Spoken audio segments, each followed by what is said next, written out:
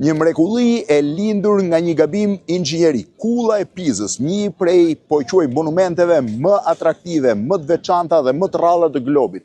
Një kullë e jashtëzakonshme, 57 metra e lartë, e cila ka një pendencë prej 3,97 gradësh, që e bën atë të jetë monumenti më i lartë i Pjerrët në botë. Historia e saj është e veçantë, sepse ajo ka nisur të ndërtohet në vitin 1173 me idenë e ndërtimit të këmbanores së katedrales së famshme të Pizës.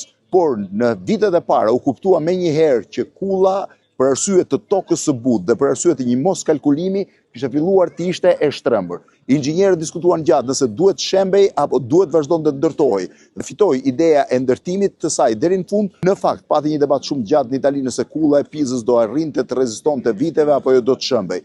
Po sot thuajse 900 vjet që nga fillimi i ndërtimit të saj, më shumë se 900 vjet nga fillimi i ndërtimit të saj, kulla vijon të jetë në këmbë, duke qenë një nga monumentet më të rëndësishme të artit dhe të inxhinjerisë botërore. Në fakt, një monument i nisur nga një gabim njerëzor, siç thash. Ka pasur shumë debate në Itali, një pjesë e italianëve mendonin, pra sidomos në shekullin e 19 që ai ishte një turp i Italisë për arsye të gabimit. Në fakt, sot është një pasuri e UNESCO si prej vitit 1987 dhe një prej monumenteve më të fotografuara, më të instagramizuara të globit.